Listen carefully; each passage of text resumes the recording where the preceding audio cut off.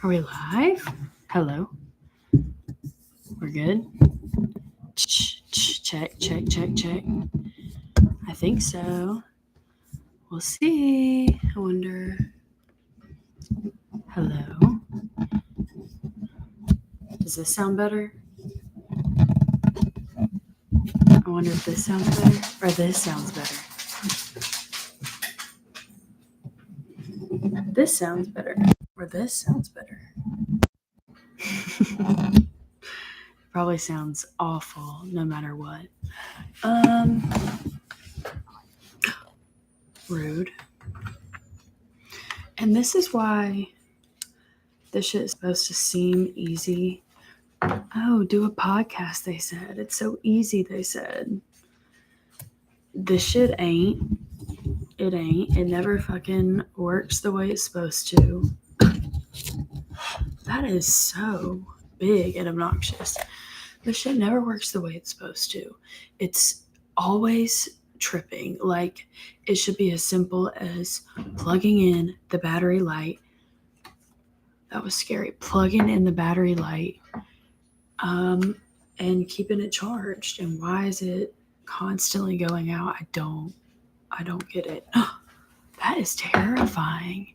I'm anemic, so please don't let the circles under my eyes scare you. I just got out of the shower, so we're barefaced, we're clean, and I hope everyone had a happy Thanksgiving. This is weird. I don't usually get to see myself while I'm filming, so I'm trying not to make it a habit to stare at myself. I need to look at the camera like I usually do. Y'all are gonna kill me. Like, for real. I know that nobody's gonna get on this live. I just wanted to give this a shot because I spend so much time editing that, again, do a podcast, they said. It's so easy, they said. The easiest part is sitting down and running your mouth and blabbing. Like, you can sit there and talk for an hour, but then that's an hour that you have to re-listen to yourself immediately after and edit. And so I'm going to try to get in the habit of making it as live as possible. It's not like I do a lot of edits, but I always go back and listen because we talk about tea, and especially with guests, if certain things need to be bleeped out or cut out for privacy reasons, then I have to go back through and do that. And that's a lot of time. So especially with these solo ones, I can just zip right through and pray to God that I don't say anything that will put me on a stake. But if I do, then please just give me a chance, okay? We all should get one, right? So yeah, that's just another element too. It's never as easy as it seems, and I don't have an editor. I don't have time to get an editor. I really hope this sounds okay because, again, I can hear myself, but I don't know what the quality sounds like. And that's one of those things where by the end of it, you just kind of have to wing it because I don't have an editor or a sound person or someone that sits there and is monitoring everything as I'm doing it. So I just have to fucking cross my fingers and pray that by the end it works. And my phone's kind of charged. So I'm going to see if this charger will do any differently. It didn't.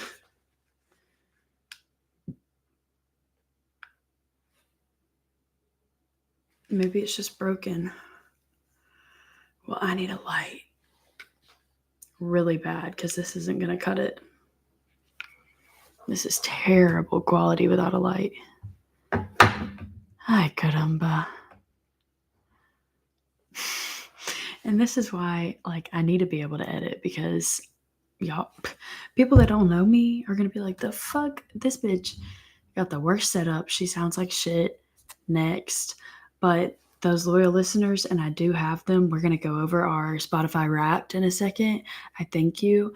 And y'all are probably laughing, and hopefully we'll just fast forward until I get my shit together. I got to think fast for a light. Oh, fuck.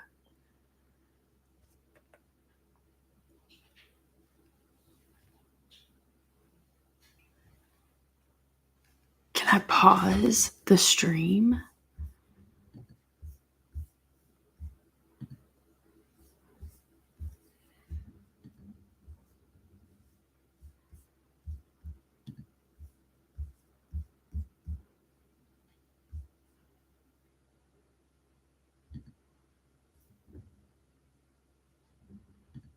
Pop out dashboard.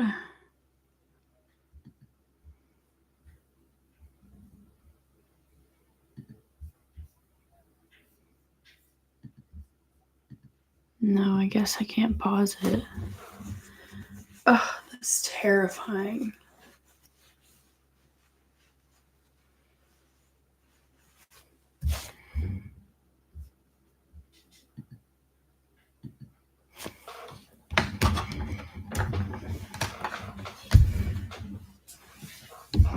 What if I just do a full power source?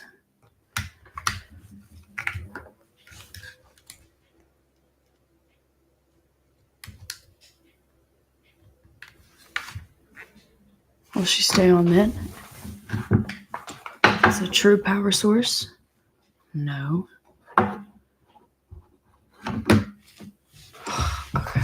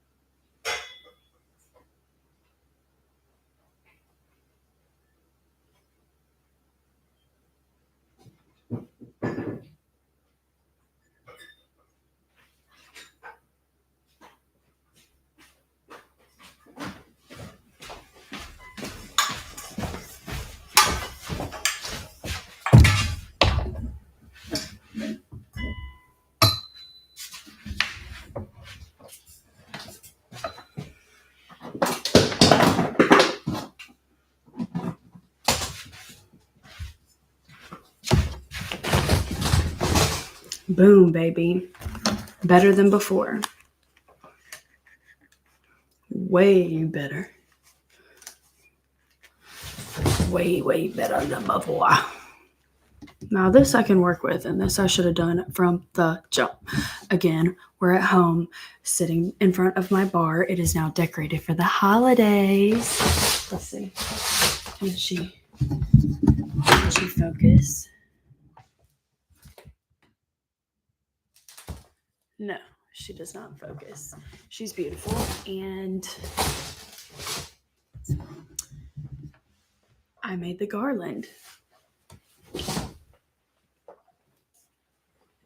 I did blood oranges and regular oranges and dehydrated them for several hours.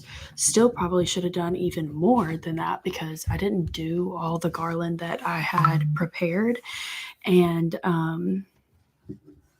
then I put the rest in a Ziploc bag, got the strand up for Friendsgiving that I hosted on the 22nd, and then pulled out the bag the other day, and they were fucking molded. So I was like, damn, I guess I should have dehydrated them more. Anyways,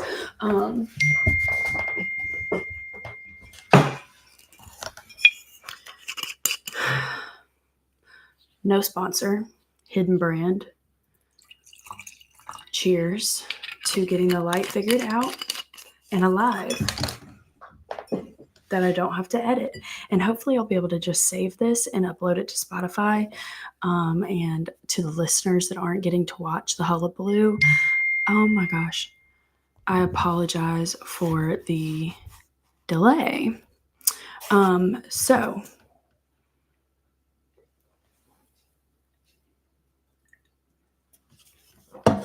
cheers to that.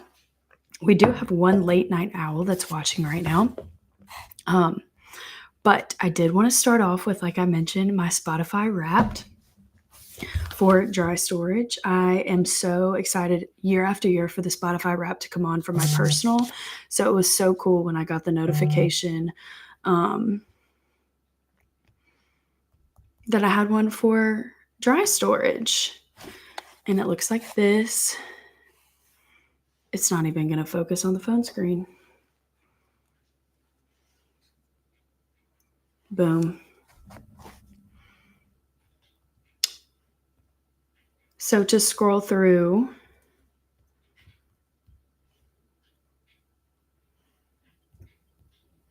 The pilot was obviously the banger because I'm sure so many people from Auburn and that I went to school with were like, what in God's name is she doing? And probably just out of curiosity. And then just the loyal ones stick around, and then new ones that are actually interested join us.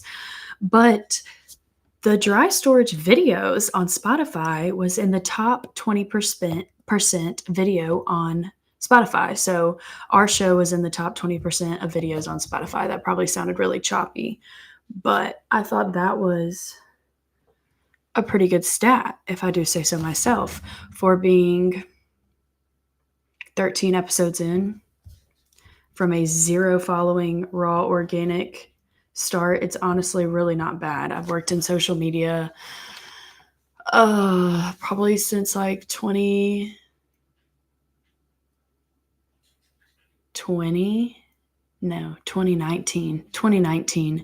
I've been in social media, so it's not so bad.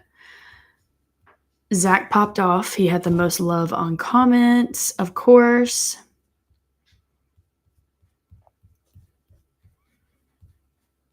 And we have reached 3 countries, y'all. So thank you for our worldwide listeners. I think that is so cool.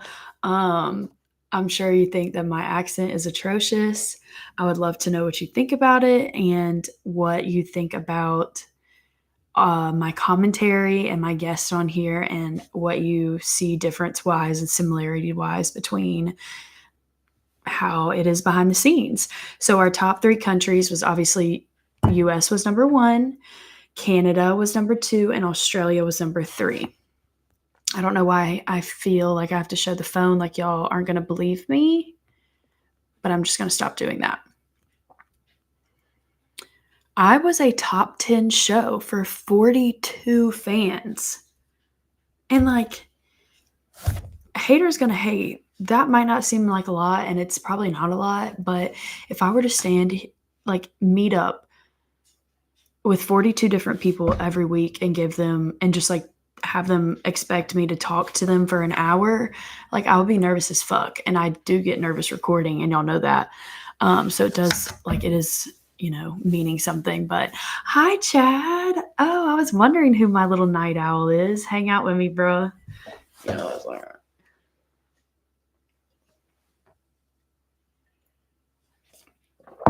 But 42 people to speak in front of and act a fool in front of and be unfiltered in front of, that you have no idea who they are, is intimidating. Chad, can you hear everything okay? Does it sound awful? Let me know. So thank you guys for my 42 listeners that put me in your top 10. That's pretty dope to me. And in top 5, I was 34, or I have, dyslexic. 34 fans had me as a top 5 show, and that's pretty dope, because my top 5 shows are like Nick Vile, probably a podcast, Shannon Ford for the girlies, Call Her Daddy, Rotten Mango, We're All Insane. Like, those were literally my top podcasts, so that's huge to me. So thank you guys, and I hope that I just keep getting better and getting more comfortable. You know what I'm saying? We just gonna keep reaching for greatness. We built for greatness type shit. And I was the number 1 show for 20 people, which that's fucking sick. So shout out to all 20 of y'all. I love you guys.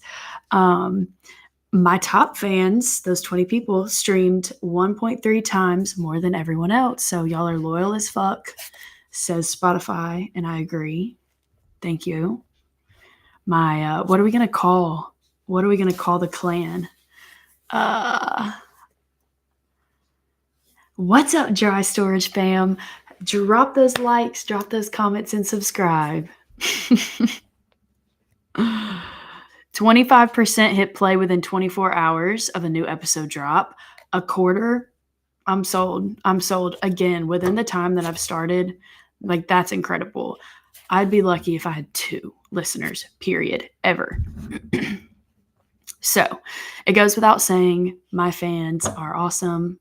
the fans of the industry. It's not me whatsoever. The fans of the concept, the fans of the community, the fans of the grind. Fucking dope. Y'all's top artist, number 1, Taylor Swift.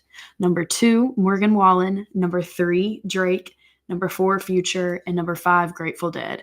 And that is beautiful to me. That's really just top tier, curated wonders of the music world, and I commemorate the taste in all of y'all, and fuck yeah to that. That's fucking dope. The top audiobooks from the listeners: Great Big Beautiful Life, Reese's Book Club, Better Than the Movies, and Into the Void from Birth to Black Sabbath. Top shows: Not That Serious, The Toast, Bonafide with Luke Bona, The Vile Files, and Pints with Aquinas, which I've never heard of, so I hope I said that right, but I want to check that one out. Let's keep on going. And then the one that I shared on our story was, we were a 2025 marathon show. Fans listened to you longer than 77% of other shows. So that retaining rate is pretty cool, that retention rate. A 2025 instant hit show. Your debut season was more popular than 82% of other news shows.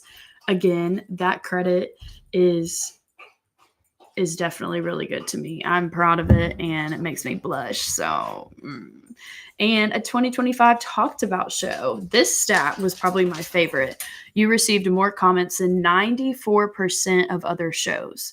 So, I feel a little self-conscious sometimes. I mean, I love it, but also we're a very small niche group. So, it's a niche under people that understand and support. And so, sometimes odds are I'm going to be looked at like outspoken, opinionated, bold, and yeah, I'm proud of those stats.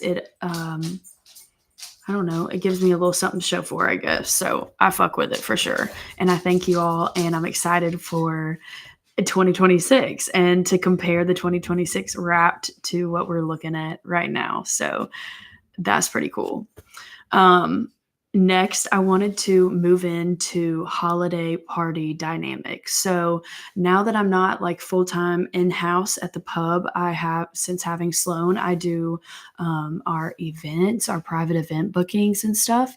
And it's holiday season, so it's been amping up. We've already had like 2 take place. One was pretty early on, like back in November, and one was just the other night. And I just kind of wanted to talk about like holiday party dynamics for a second, because I love them. They're a great way for everyone to make money really easily. The business makes money. It's a great sales point, and bartenders, have a fairly good shift when they work a private party.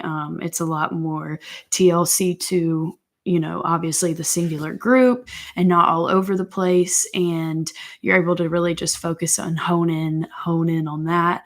And I really enjoy it. It's one of my favorite things to do. I was really excited when I got to take that over when I was full-time, and I'm excited I got to continue it. It's like the perfect fit because I can just do it all from home. And then I do get to go in and work the parties if I'm available. And that was one of the other things. Is in my prior podcast, I did mention that I was like fired or demoted. And I just, again, wanted to be real and authentic with like the dynamic of how it is working in the industry with your family. Those real things do still happen. And the earlier Christmas party that happened a couple weeks ago, I had been sick and I wasn't able to make it. And I received a text, that was just like, it's just not going to work out. Like we need somebody in house and here.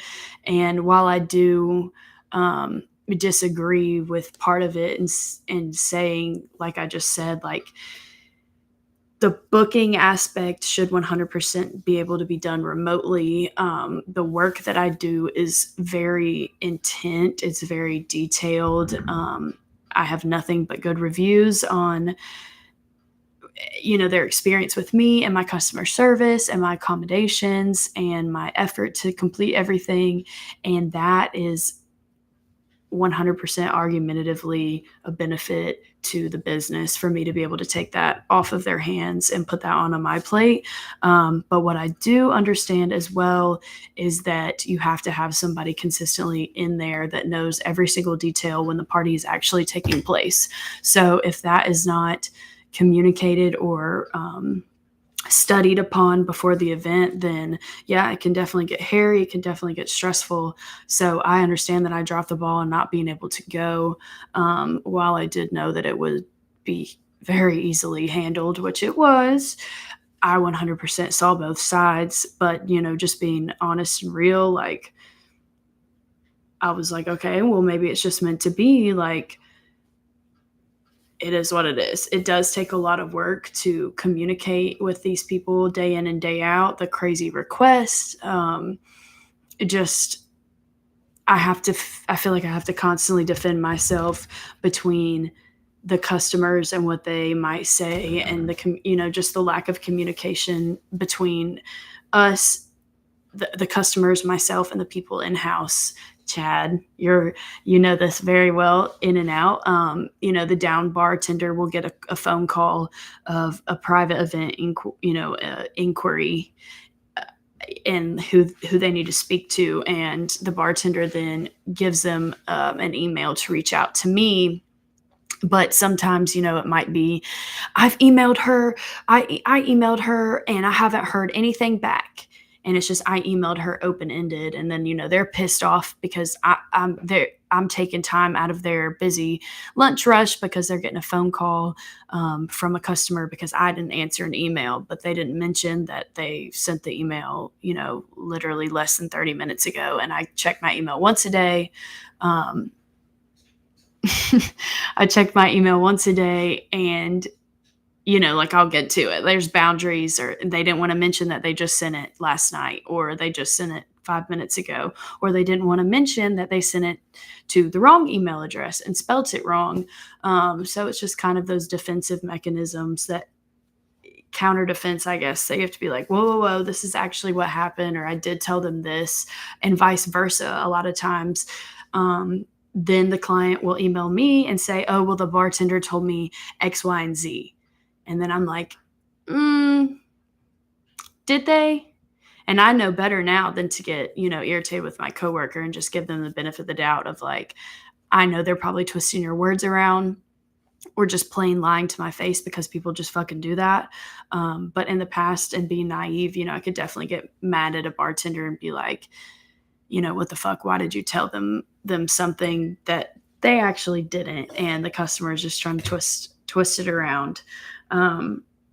But that was very long-winded. All that to say is, as a family business does, I was instructed to forward all incoming inquiries to a different email address and a different person to handle it within the business. And so I proceeded to do so. And obviously, just gave my apologies and my understanding of the situation. And before we know it, I'm sending the inquiries that are rolling in, because the holiday season is ramping up and revving up, and I get the go ahead to book it. Just go ahead and book it. And because I enjoy the job, and because I know that it's needed, and I do appreciate the money that I get from doing it, and it is my way to still be involved in the family business and the restaurant industry without having to be there in-house full time, I just continued on. And yeah, it is what it is. I might think differently one day, and I definitely keep boundaries high and make sure that, like, I don't, get too deep in and stuff like that, because it can just take back over very quickly to where you're tied into it. And yeah, so I just thought that was funny. And if you are someone who has a family member in the business, anything similar of the sorts, then you probably have a high chance of, like, experiencing the same thing. And for lack of better words, and reading between the lines of what I went through with that, and similar experiences in the same that we've gone through before. But move on. It was upsetting, and in both ways, upsetting to him, upsetting to me, but brush it off, chip off the shoulder, whatever, and you move on. I don't even think I brushed my hair after the shower. Sorry, y'all.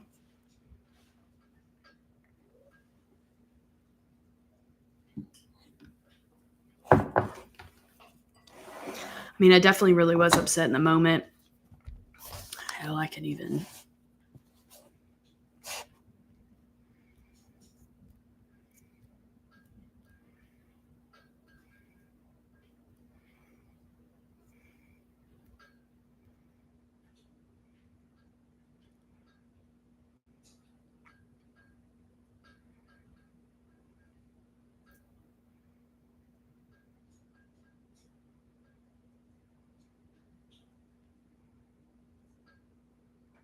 See, I ain't got time to do shit like this when I'm on live, so I'm just going to fuck it up. I'm just going to keep on going. So that was my event booking personal drama catch up. And the holiday party dynamics just crack me up because they're always so different. I mean, like, some of them might just come in. Actually, I take that back. They're all the fucking same. Our holiday parties are what's different. We come in and we immediately start popping bottles. We immediately start bouncing from person to person, drinking, da da da da da. The holiday parties for my clients that are booked are totally different. It's so funny to me because they all come in and it's all very quiet. I do like a swing Christmas jazz, like little playlist on Spotify that's not like country Christmas and not classic Christmas, but just kind of like muted, a lot of instrumentals Christmas, and they're just always so fucking quiet, and they're like, kind of timid to order if it's an open bar, or ashamed to ask if there's like a tab, or they have to start their own tab or whatever. But every fucking time by the end of it, they're begging to get up behind my DJ booth. They're playing music. They're trying to do karaoke. They're taking shots. And it's just so funny, like, to be able to work those Christmas parties that the movies are about, like the stereotypical work Christmas parties, and just standing behind the bar, kind of analyzing, like, if anybody doesn't get along with each other or how the boss is to work with. And they're always a joy. But like last year, one of the companies, broke a mirror in our bathroom, and so obviously they replaced it and everything. But 9 times out of 10, our Christmas parties are repeat customers, and we've enjoyed it every single time, and I really love hosting them. But it's so funny, the timidness and the quietness uh, that just like begins, and then how it switches by the time that everybody's leaving. And those few like early people will kind of dip out beforehand, but that's at any event, family birthday party or whatever. But it's just so funny to see the dynamic change, and that's why I love a holiday party. Again, we've gone back and forth between, is it appropriate to really hone in on like those out of work bonding experiences, not corporate class bonding experiences, but actual like soirees and get-togethers and renting a lake house and da da da da, and events and activities and stuff. Is it worth it? Does it cause more problems? Um, what weighs more, and what's more beneficial or more negative, impactful, whatever. And to me, again, it just nails in that I think it's worth it. I know that it's going to lead them up to a great year and connecting with their coworkers, and just remembering too that they're each a real person and each like an individual human that just wants to have a good time and enjoy themselves every now and then. So I love the holiday parties, and I can't wait to see what unfolds this year. So far, nothing crazy has happened, and I hope that nothing gets broken. We did have the party that I worked the other night was a party, like I said, a repeat from last year. And by the end of it, they were singing karaoke and like hanging out till we were trying to kick them out last year. And this year, you could tell that there was a whole other different staff and a different staff dynamic, and they were quiet the entire time, and I was just waiting on them to, like, unwind and get going, and, like, the boss was prepared for it. He was like, "No shots unless there's a code word given by me or it's approved by me," and I was like, "Good deal. We don't want it to get too out of hand, whatever," and, like, I just kept waiting for it, and it never happened. They never warmed up, they never clicked, and I don't know, by the end of it, it was just like, "Okay, well, it's time to go, guys." I don't know if he was waiting on somebody else to initiate the karaoke and the getting rowdiness of it all, but, like, that shit never happened. Good night, Chad. Thanks for hanging out and listening to me blab.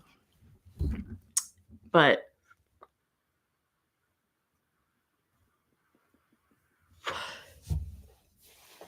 dude the dude booked a party last year, and by the end of it, they were singing karaoke.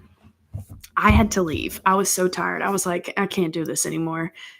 It was, like, a night that we weren't open later on that night, so they just really we didn't have anything else to do, we didn't have anywhere else to go, so they were just kinda hanging out until everyone was done with their money and done cleaning. They weren't bothering anybody. A lot of times, if you know, that kinda thing, they can just hang out till the end, and then we're like, "Alright, guys, let's wrap it up." So that's what they were doing. I left. An employee and another employee and end up staying and leaving and coming back. I don't really know, but hanging out with them forever. So I think it just got their hopes up that that was going to happen again this year. And my coworker Rachel and I mean, respectfully, like, the guys were having us pop a Miller Lite every 20 minutes. And the agreement was 7 p.m. Like, our private event brackets are 7 p.m. or like 5:30 to 8:30 for $500, and then 6:30 to midnight for $600 booking or $1,000 booking fee. Why did I say 600? So it's like 500 or 1,000, 3-hour bracket, and then we're usually open after that. Or like I said, we're not open, and it's not a big deal if you like hang out until we're closed or whatever.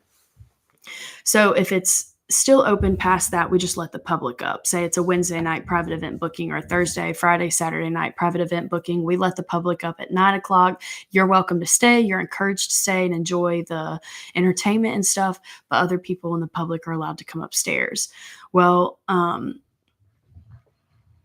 what was I going to say? Oh, so they actually just booked the 3-hour.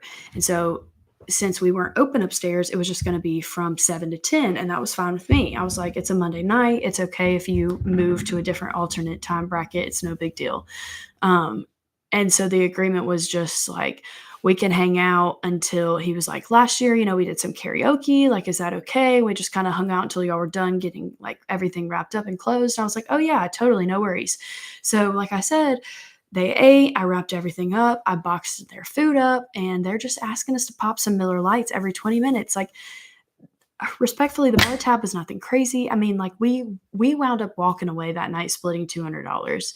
And for a private event, like, that's just really not what you're hoping for. You're hoping for a little bit more. I mean, that's why we love private events, because I'm not taking that for granted or being like, ungrateful for that. $200 to work from 5 to, I think I left at 10, is not bad at all.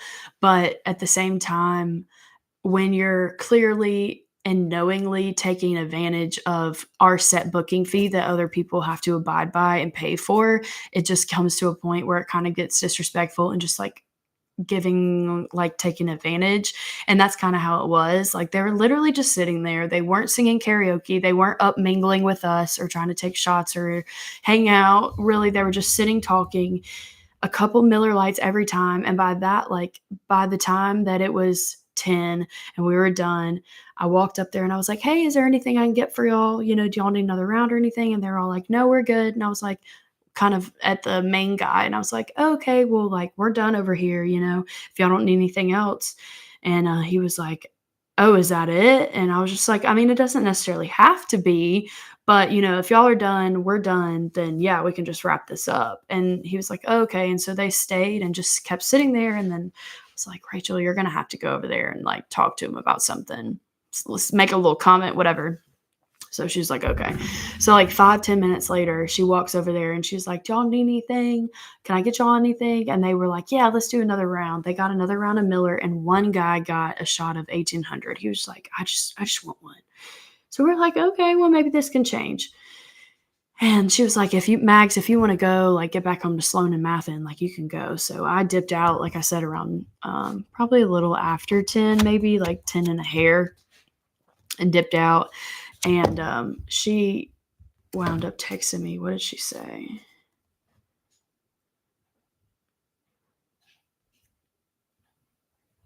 She said, they came up and asked for another round, and I was like, no, it's time to go home, guys. But we made about 200 apiece. And I said, were they pissed when you said no? And she was like, I think he was a little surprised. There was an awkward split second silence. Then he said, well, okay, I guess we'll get out of your hair. And I was like, that's just so weird that they knew we weren't going to continue the night open to the public, and that we were literally only open for them. And they also knew that the agreement was that they would leave when we were done cleaning everything up. And so then that's when I said, I wonder if it was because the precedent that was kind of set last year with just a way later night. But it was also a different vibe, different employees, and you were already past the time frame. So it was just kind of like, it got to where I was like, all right, now you're just seeming like you're trying to take advantage of it, and you're really just not making it worth our while. So he could have wound up tipping us an extra $300 if we had not said anything and let them stay there till they were done. But I don't know. That's just kind of when you take the gamble on that. And yeah, we said, you got to fucking go. Your money's not talking loud enough. It was talking, but it ain't yelling. And we needed to yell around here. So I hope that the rest of the holiday season brings money aplenty for good gifts and recovery from all the bought gifts. Moving on. Now I want to do a little shout out and a little discussion about something that I came across on Facebook. It's funny because, we were just talking about the realities of alcoholism, and it's going to be brought up in probably almost every episode, but alcoholism and drinking culture in the restaurant industry, restaurant and bar, service industry, whatever you want to call it. And when I first started the podcast, I was like, I did a lot of research on what was out there, and there is no podcast kind of like talk show for servers to come on, bartenders, chefs, dishwashers, whatever, hosts to come up and talk about what we go through, our drama, our tea, our frustrations, what we're thankful for, what we battle with, funny shit, banter, humor, any of that. Not really anything like that. There are Facebook groups, there are meme groups, there are other like little person, just like chef groups and stuff like that in communities, but not really a platform like this. So that is where we differ. But there is something called the Burnt Chef Project. And as I come across these groups, I do want to share them, because at one point in time, I was like in the boat thinking that there was just nothing out there for people in the restaurant industry aside from diners, drive-ins and dives, Restaurant Impossible, and Gordon Ramsay, so, and Anthony Bourdain, and just the main stuff like that. I need to plug my laptop back in. Sorry. So it's funny because I came across this and we were just talking about it, but the Burnt Chef Project, I'm just repeating that for copyright reasons. This is all of their work, and I'm just going to read directly from their Facebook post. But it says, new research from our Alcohol Awareness Week campaign, created in partnership with the Bournemouth University, reveals the depth of alcohol-related challenges facing hospitality workers today. From stress-driven drinking to the cultural pressures that make saying no difficult, the data gathered during Alcohol Awareness Week shows just how deeply drinking is woven into hospitality workplaces and why change is urgently needed. We've compiled the full findings, insights, and recommendations into a detailed report to help leaders create safer, healthier working environments. So I'm just going to click through and read the drinking at work causes, consequences, and preventions from the Bournemouth University and the Burnt Chef Project.